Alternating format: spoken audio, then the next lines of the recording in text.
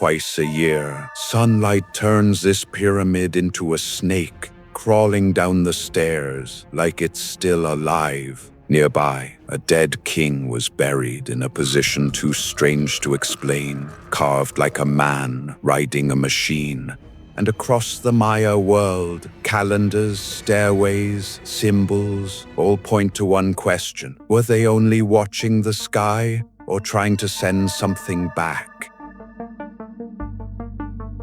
Some ancient ruins just sit in silence, but a few of them do something far more disturbing. They seem to wait. Deep in Mexico's Yucatan Peninsula stands a stone pyramid known as El Castillo. During the day, it looks like a monument from a dead civilization.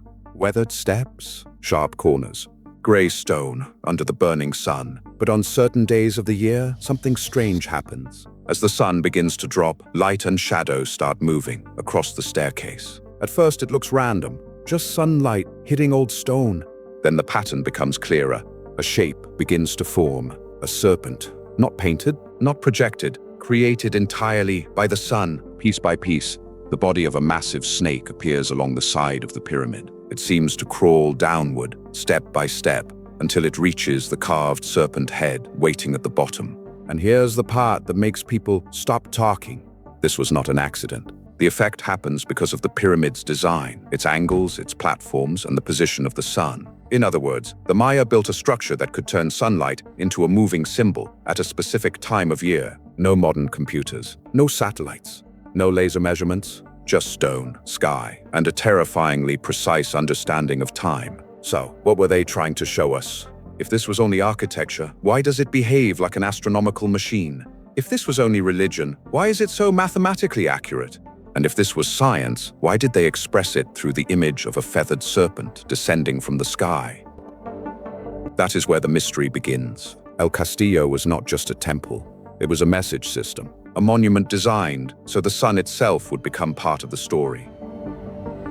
Every time the serpent appears, the past comes alive again. A god descends. A cycle returns.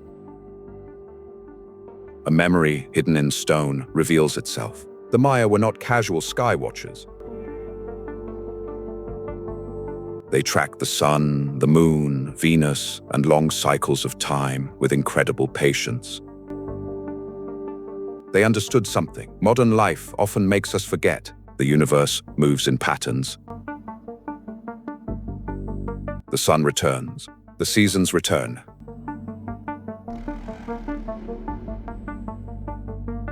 The serpent returns, and maybe, in the Maya worldview, the gods would return too. Now, imagine standing there 1,000 years ago. You are surrounded by thousands of people. The air is heavy. The sun is falling. Then suddenly, a serpent made of light begins crawling down the pyramid. Would you think you were seeing astronomy? Or would you believe something from above was speaking to you? That is the power of this place. Because human beings do not only need food, shelter, and power, we need meaning. We look up at the sky because we want to know where we came from. We want to know if we are alone. We want to know if something greater is watching.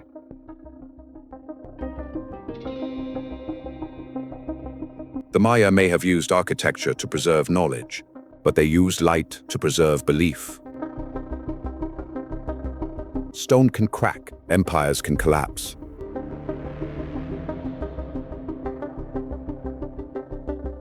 Languages can vanish, but the sun still returns. And when it touches that pyramid at the right moment, the message opens again. So, what is the serpent of light? A sacred ritual? A masterpiece of ancient astronomy? Or the trace of a memory about something that once came down from the sky? Hold on to that question, because the next clue is not hidden in sunlight. It is carved on the lid of a tomb.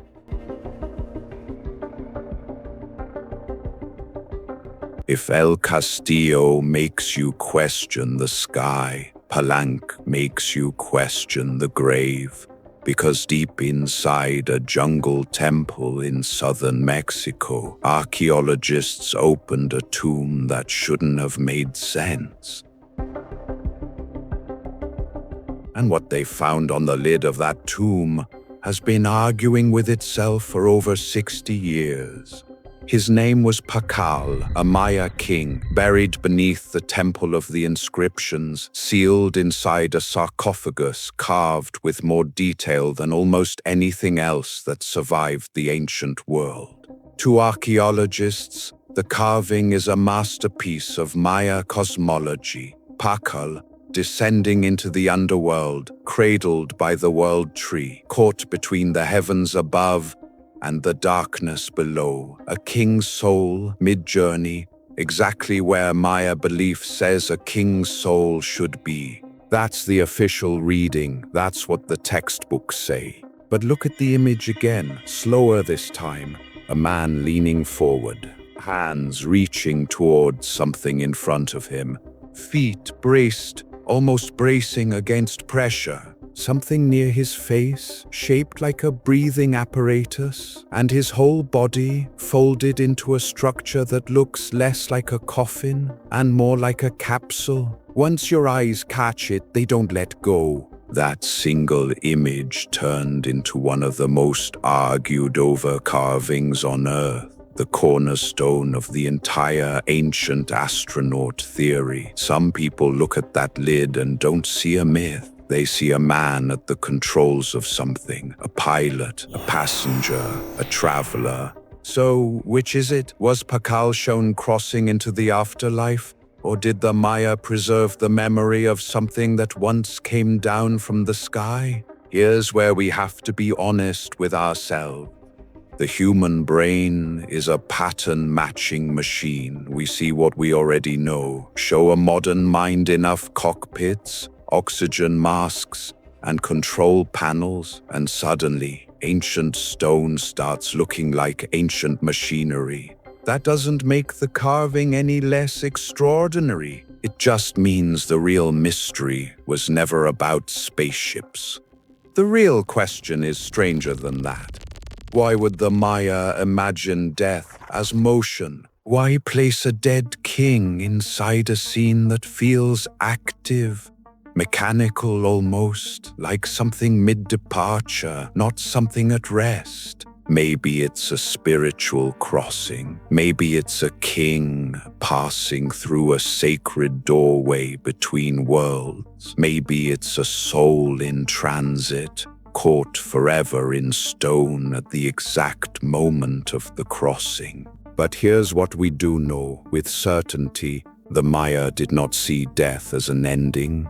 They saw it as a departure, a transition, a journey out of one world and into the next. And that idea doesn't belong only to the Maya. It's older than them. It might be older than us. Because somewhere underneath every culture, every religion, every civilization that ever looked up at the night sky, there's the same quiet hope that the end isn't really the end, that there's another door, another path, somewhere else to go. That's why Pakal's tomb still unsettles people 1,000 years later, not because it looks like a machine, because it touches something ancient in us, the part that wants to rise, the part that wants to leave, the part that has always wanted to return to the stars. So, was Pakal entering the afterlife? Or carrying the memory of something far older than his own kingdom? The answer is still sealed in stone, but the next clue isn't buried in a tomb. It's carved into 6,000 blocks of stone on a staircase the Maya never finished climbing. This time, the secret isn't hidden in shadow or stone carving alone. This time, it's written down. Rising above the ruins of this ancient Maya city is something archaeologists call the Hieroglyphic Stairway. From a distance, it looks exactly like what it is, a staircase climbing toward a temple. But walk closer, look at the steps themselves. That's not architecture, that's a book. A 63-step, solid stone book, the longest hieroglyphic text ever left behind in the Americas. Thousands of glyphs carved one on top of another, carrying sound, meaning, names, dates, victories, bloodlines, entire lifetimes folded into rock. The Maya didn't just build monuments.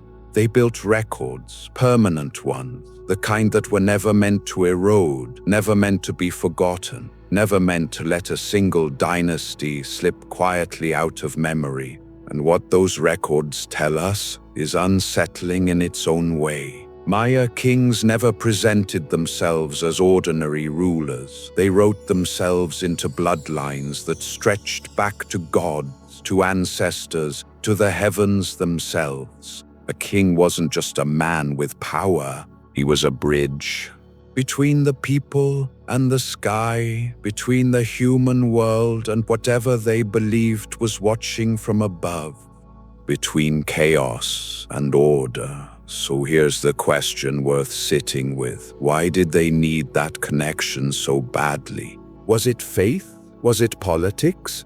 Or was it something colder, a way to control the one thing every civilization is truly built on, the story of where power comes from? Because here's a truth about human beings that hasn't changed in 3,000 years. We are wired to trust the people who seem to understand what we cannot. Someone who can predict an eclipse, track the path of Venus, tell farmers exactly when the rains are coming down to the day. That person doesn't look ordinary to us. They look chosen, and that is exactly where knowledge turns dangerous. Knowledge can set people free, or it can be used to keep them exactly where they are. Because if only a handful of people understand the sky, while everyone else is left to fear it, power doesn't come from armies anymore. It comes from mystery itself. The hieroglyphic stairway isn't just an archaeological wonder. It's proof the Maya understood something most civilizations still underestimate. Whoever controls the story of where a people came from controls the people who believe that story. And that idea should still make you uneasy today. But here's the question none of this fully answers. How did the Maya develop writing, astronomy, architecture, and a calendar system so advanced, it's still being decoded today with nothing but human eyes, human hands, and human patience? Generations of careful, obsessive observation, almost certainly. But then why did they insist that knowledge came from somewhere else? Why does that exact same claim show up again and again in ancient cultures that never even knew each other existed? That civilization itself began the moment knowledge came down from above? Maybe above was only ever symbolic, the sky, the divine, the unknown, given a direction to point to. Or maybe it's the trace of a memory we still don't fully understand. And if we want to follow that memory further, there's only one place left to look: at the people the Maya trusted with the most dangerous power of all. The ones who could read the sky and tell you what it meant. To the Maya, the sky was never decoration. It was a calendar, a map, a warning system, and above all, a source of power Because in the ancient world, understanding the movement of the sun, the moon, the stars, and the planets wasn't just knowledge. It was something closer to supernatural authority. When an eclipse swallowed the sky, people panicked. When Venus rose at exactly the right moment, it became an omen. When rain fell right after a ritual, people believed their priests had just spoken to the gods themselves. But look at the same events through a modern lens, and something else comes into focus. Behind all that sacred atmosphere was a science so refined it's still humbling astronomers today. The Maya didn't guess, they watched. For generations, they recorded cycles, tracked patterns, and proved to themselves over and over that nature was never random. The sun returns, the moon moves in rhythm, the stars follow order. And once a civilization understands rhythm, it can do something almost supernatural. It can predict, and people will follow anyone who can predict.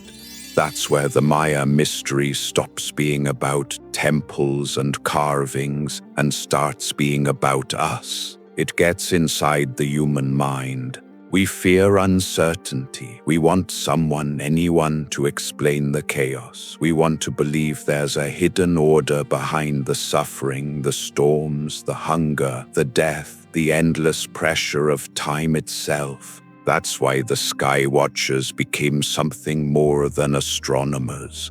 They became guardians of meaning. But here's the question that keeps pulling us deeper into this. Where did their knowledge actually come from? Did the Maya build it themselves, one careful generation at a time? Yes, that's the most grounded explanation, the one that requires no myth, no mystery, no leap of faith. But then, why did so many separate ancient traditions, oceans apart, all claim the exact same thing? That knowledge like this wasn't earned, it was given, a gift handed down from the gods. Maybe because to people living in that world, knowledge this advanced simply felt impossible for humans to have built alone. Predicting celestial events, aligning entire temples to the stars, measuring time across thousands of years with nothing but eyes, stone, and patience. It must have felt too vast to be human, so they gave it a sacred origin. And maybe that's the real lesson hiding underneath all of it. The Maya were never primitive. They were patient, they were observant, disciplined in a way modern people almost never are anymore. Today, we hold more information than any generation in human history.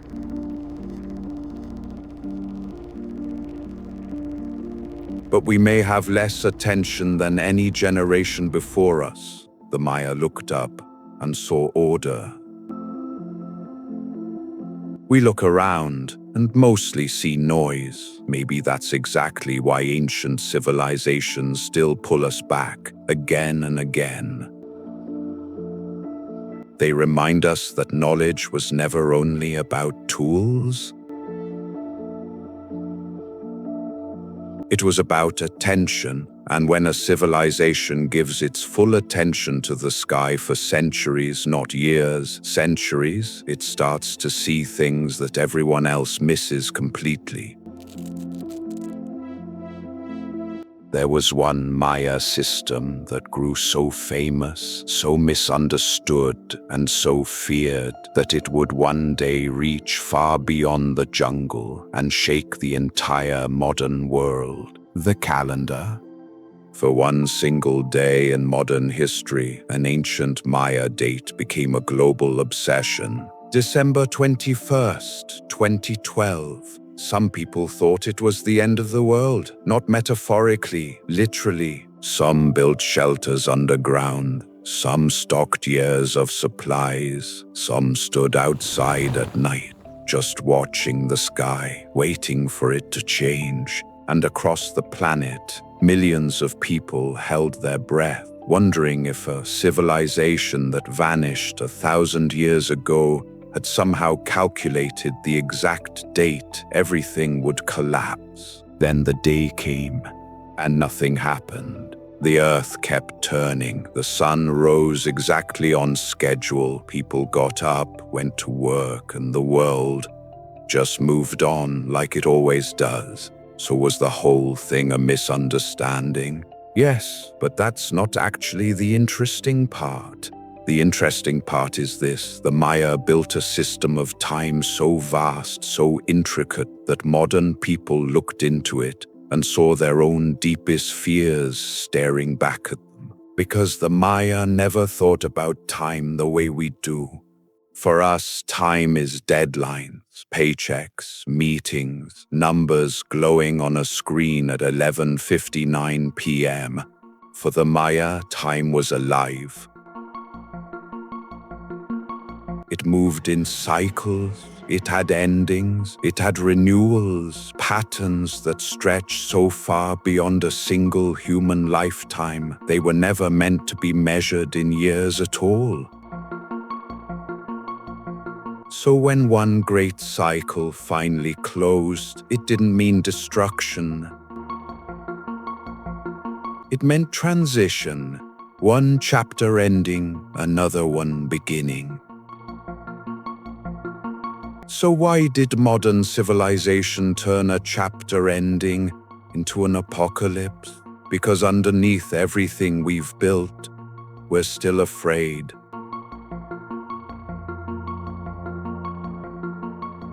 No matter how advanced we become, we know exactly how fragile this all is. Cities fall, systems break, entire civilizations vanish, and the things we call permanent can disappear far faster than we're willing to admit.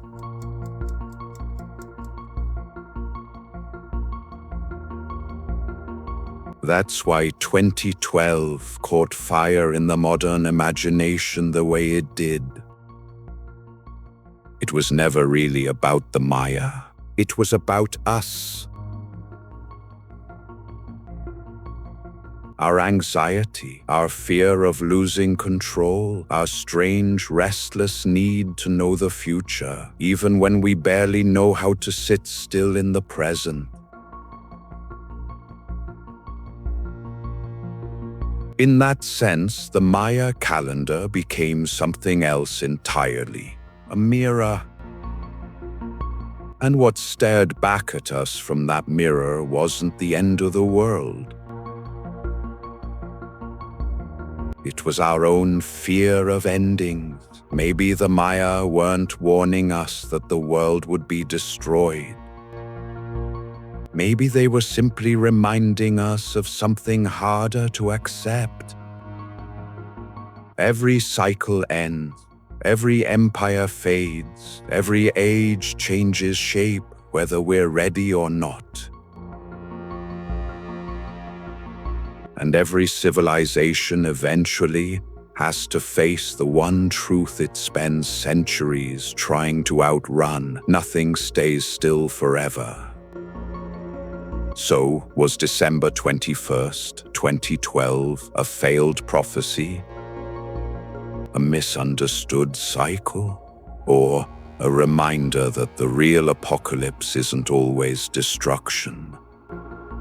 Sometimes it's simply change, and behind that date, there was another idea waiting. A darker one. A cosmic alignment that some believe wasn't random at all. The fear around 2012 was never just about a date. It was about the sky itself. Some believed the end of the Maya long count cycle lined up with something bigger, an alignment between the Earth, the Sun, and a dark region deep inside the Milky Way. Modern astronomy can explain that alignment easily enough. But to the Maya, the sky was never just empty space. The Milky Way was sacred ground, its bright clouds, its dark gaps, the way it shifted across the seasons. None of it was random. Every part of it carried meaning. And one dark region in particular, they didn't just observe it, they gave it a purpose. A doorway, a birth canal, a place where life begins, and maybe where it returns. Take that literally or take it as pure symbol. Either way, the idea underneath it is staggering. The Maya never saw humanity as separate from the universe. They saw human life as one small thread inside something much, much larger. But here's where the question comes back around. How did they think on a scale that huge? They had no satellites, no space probes, no digital sky maps lighting up a screen. What they had was time. And that might be the one piece of technology modern people have completely forgotten how to use. Because one person can't observe a 1,000-year cycle, but a civilization can. A father watches, a son records, a grandson continues, and over centuries, not years, centuries, the sky itself becomes a book.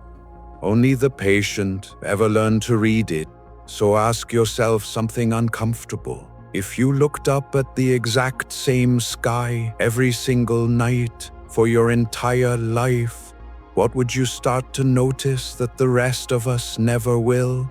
The Maya had fewer tools than we do, but maybe they had something we've lost, deeper attention. They noticed patterns, they built entire belief systems around them, and they placed human life inside a cosmic order that stretched so far beyond politics, wealth, or personal ambition that those things must have felt almost small by comparison. Now, to be fair, the idea of a cosmic doorway is still speculative. Science can explain most of this through astronomy alone. But here's what makes the Maya worldview so hard to shake off. They refuse to separate measurement from meaning. To them, an event in the sky was never just data. It was a message, a reminder that human beings are small, that civilizations are temporary, that darkness is not always empty, because sometimes, if you stare into it long enough, it stops being darkness. It becomes a question: where did we come from? Where are we going? And why do so many ancient cultures scattered across the entire planet all point in the exact same direction when they try to explain where humanity began? Straight up, maybe no doorway ever opened in the Milky Way. Maybe no god ever returned from the stars. But the Maya's belief that time, the sky, and human destiny were all woven together still forces us to stop and think. Because a civilization that measures its own existence in cycles of thousands of years isn't thinking about tomorrow. It's thinking about eternity, and that brings us back down from the sky to a place on Earth that was once struck by something that came from it. Long before the Maya built their cities, long before any king carved his name into stone, long before human beings even had a language for gods, something fell from the sky. A massive object from space slammed into the region we now call Yucatan. It tore through the atmosphere, it set the sky on fire, and when it hit the Earth, it released enough force to change the course of life on this entire planet. Climate shifted, darkness spread, species vanished almost overnight in geological terms. One age ended, another began. Millions of years later, on that exact same land, the Maya rose. They built temples. They studied the heavens night after night. Generation after generation, they told stories of gods descending from above. Now, this could be coincidence. Maybe it is, but it's exactly the kind of coincidence ancient mystery stories are built on. Why would a piece of land marked by something that fell out of the sky become home to a civilization so obsessed with everything happening above them? Why do the stories, flying serpents, descending gods, solar cycles, celestial knowledge, feel so concentrated in this one place, and nowhere else quite like it?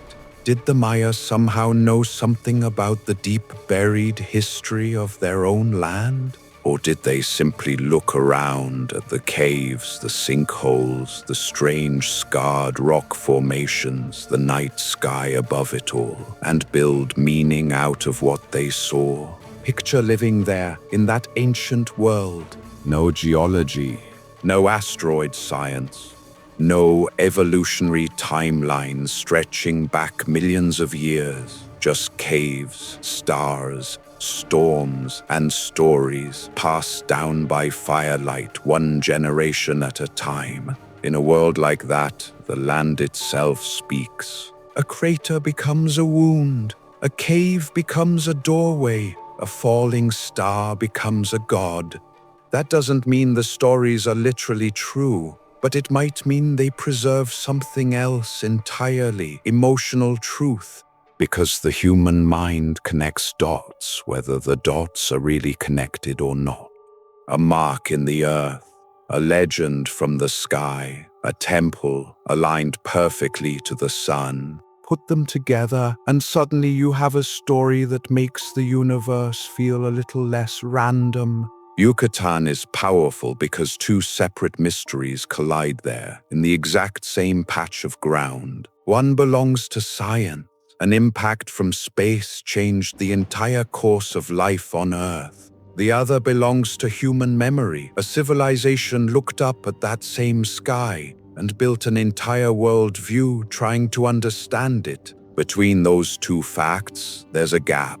And inside that gap, imagination begins. Maybe the deepest lesson of Yucatan isn't that the Maya secretly knew about an asteroid that fell millions of years before they were born. Maybe it's simpler and colder than that. Every civilization lives on a fragile planet. No matter how advanced we become, we are still standing under the same sky. Still vulnerable, still temporary, still trying to understand forces far larger than ourselves. So, is Yucatan simply the place where an asteroid happened to fall? Or did the Maya turn a land already marked by the sky into a civilization obsessed with everything that comes from above it? The answer stays unclear, but the next mystery is even harder to explain. Because some ancient images don't point upward at all. They point backward, far, far backward.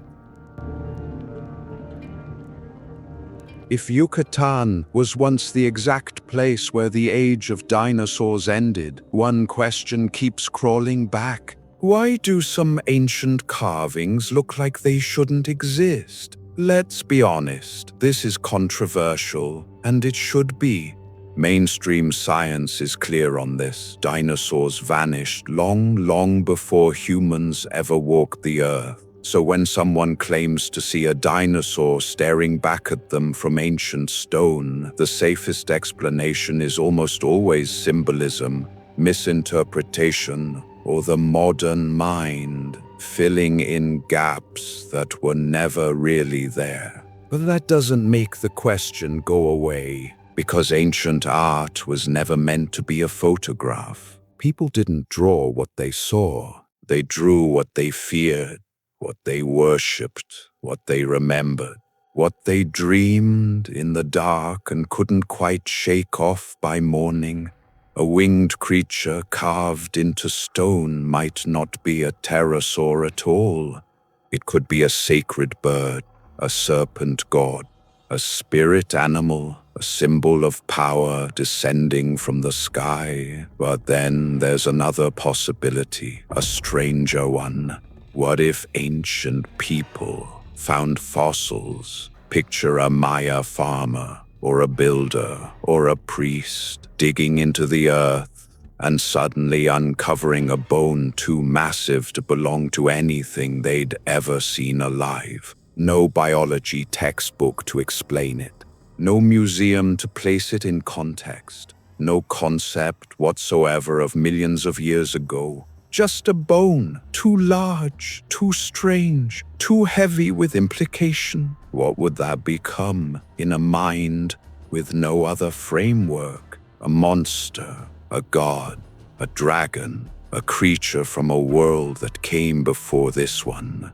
That might be exactly why so many separate cultures on opposite sides of the planet tell strikingly similar stories of giant beasts. Not because humans lived alongside dinosaurs, but because humans stumbled onto traces of a world that existed long before them and turned those traces into myth. And honestly, that might be even more fascinating than the alternative, because it means myth can carry something real, a distorted memory, not perfect truth, not a scientific explanation, but a fragment, a clue, a feeling passed down for thousands of years that something enormous came before us. That's exactly why strange carvings shouldn't be treated as instant proof of anything. But they shouldn't be laughed off too quickly either, because they reveal something about how humans have always related to the unknown. When we don't understand something, we imagine. When we fear something, we turn it into a symbol. When we find evidence too big to fit inside our worldview, we turn it into a story instead. And that's not ancient ignorance. That's human nature, full stop. We still do exactly the same thing today. Even with all our science, we still look up at the universe and ask questions we can't answer. What came before us? What has already vanished without us ever noticing? Do lost things really disappear completely? Or do they survive quietly inside symbols, legends, stones, and memory? Maybe the Maya never saw a living dinosaur walk across their land, but they may have stumbled onto signs of a world older and far stranger than their own. And from those signs, they built stories that are still echoing right now into your ears. So, are these strange images just mythological creatures? Or are they distorted memories of an ancient discovery buried deep in the earth, long before anyone had the words to explain it?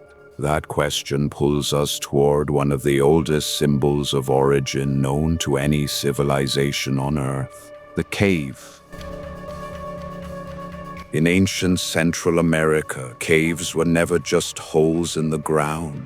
They were thresholds, places where the world above touched the world below, places where you walked into darkness and came out the other side, changed. In Aztec tradition, there's a story of origin tied to a place called the Seven Caves. Each cave connected to a different tribe, a different people, a different beginning. This wasn't just geography. It was identity itself. But one detail makes the story stranger than a simple origin myth. Some accounts describe powerful beings appearing right after a strange object came down from the sky. A giant blade of light, a shaking earth, a mysterious arrival that split the story of the world in two. And then beings emerge. They create humanity. They establish order. They set an entire civilization into motion. To a mythologist, That's a creation story. To a historian, it might preserve a memory of migration. To a scientist, it could be a meteor or lightning or some natural event, slowly transformed through generations of storytelling. But to anyone drawn to ancient mysteries, it raises a question that's hard to shake. Did people witness something real and then describe it with the only language they had? Ancient people had no words like spacecraft, engine, metal capsule, shockwave, aircraft. If something bright fell out of the sky, they might call it divine. If figures stepped out of it, they might call them gods. Or maybe the whole story is purely symbolic. Maybe that object from the sky represents something else entirely, sudden change, a disaster, a migration, a new social order forced into existence overnight. A beginning so violent, so total, that the only way to describe it was to call it supernatural. Either way, the story works because it touches something deep in all of us. Every culture needs an origin, a first place, a first people, a single moment when chaos finally became order. The 7 caves may be a memory of migration. But it might also be something else, a map of the human mind, because everyone has a cave.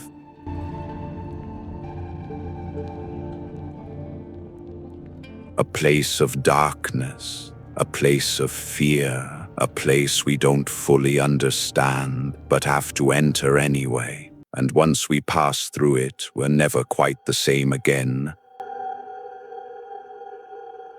Maybe that's exactly why cave legends never lose their grip on us. They remind us that beginnings almost always come out of darkness. The seed starts underground. The child begins in the womb. The hero enters the cave before ever coming back out changed. So were the 7 caves only a myth of origin, a memory of people moving across the land generation after generation?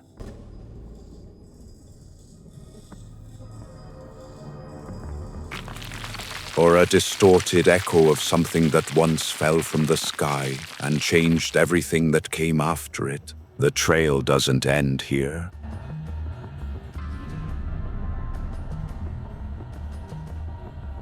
Because every road in this story seems to lead to the same place, one ancient city.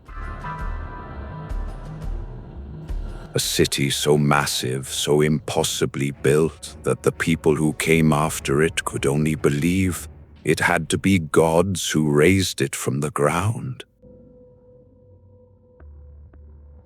Not far from modern Mexico City stands one of the most haunting places in the entire ancient world. Teotihuacan. The Aztecs called it the City of the Gods. But here's the twist that changes everything.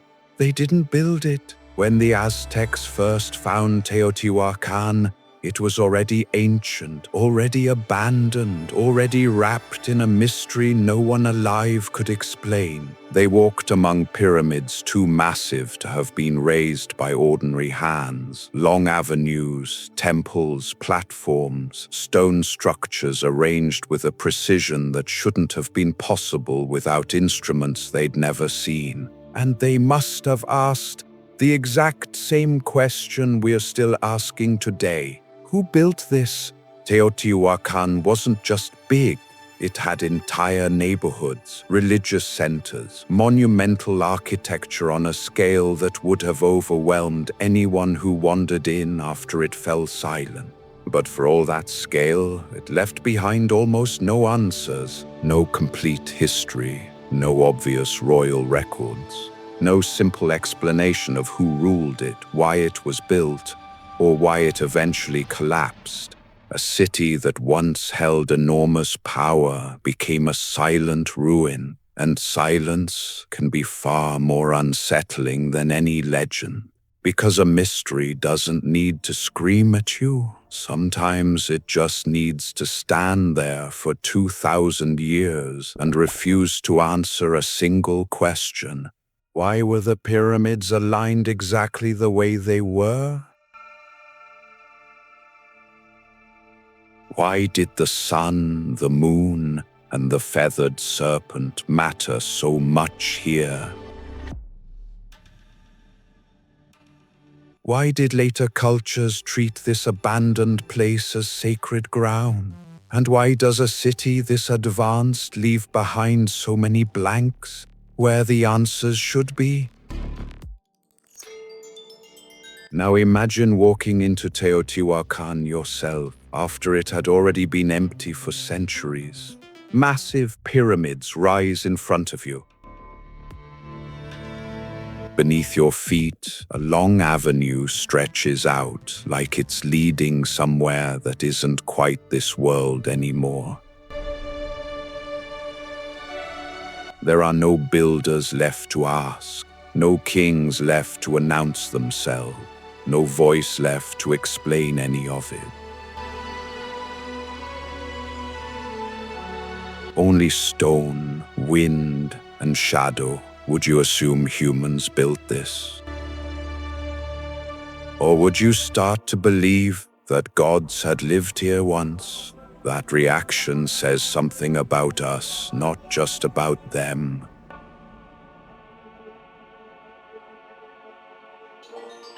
When humans face something too large to explain, we make it sacred.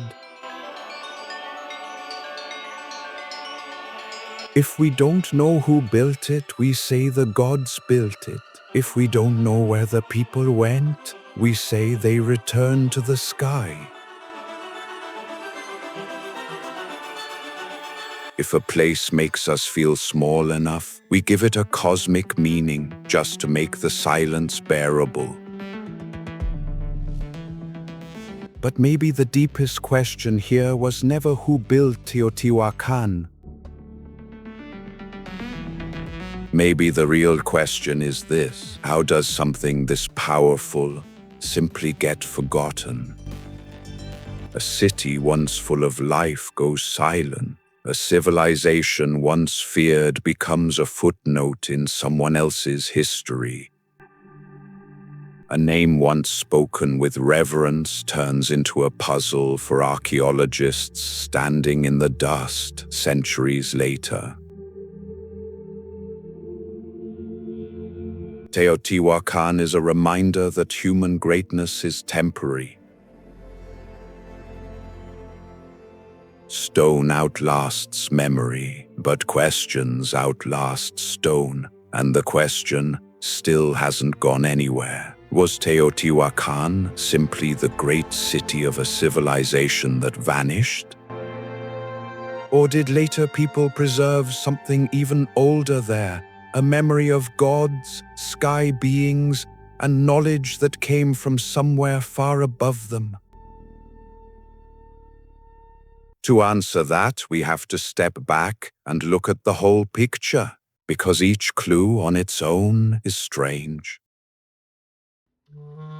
But put together, they become something much, much harder to look away from.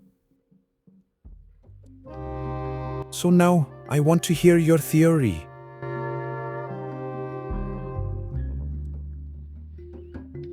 Out of everything we just walked through, what do you think is the greatest Maya mystery of them all? Is it the serpent of light crawling down the side of Kukulkan every equinox? Exactly on schedule for over 1,000 years? Is it the carving of King Pakal, still arguing with itself after 60 years? Still refusing to be just a myth or just a machine? Is it a calendar so precise it convinced half the modern world the sky was about to fall?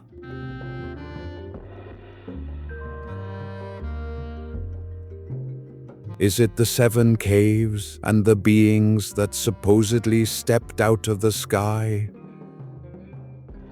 to build a civilization from nothing?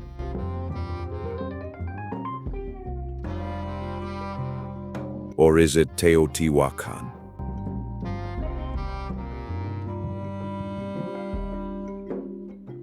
A city so massive, so silent that even the people who found it thought only gods could have built it?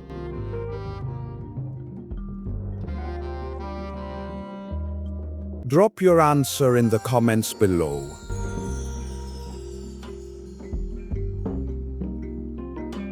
Because your theory might become the exact starting point for the next episode on this channel.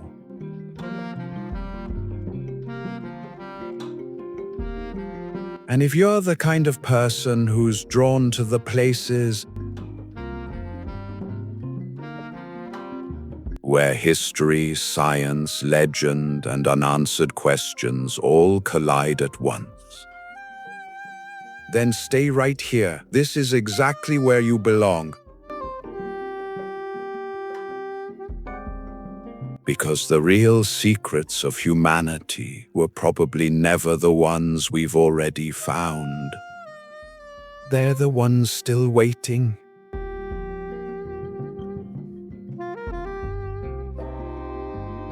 Underground.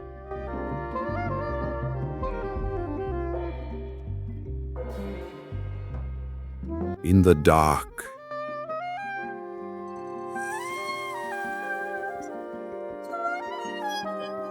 For someone patient enough to go looking.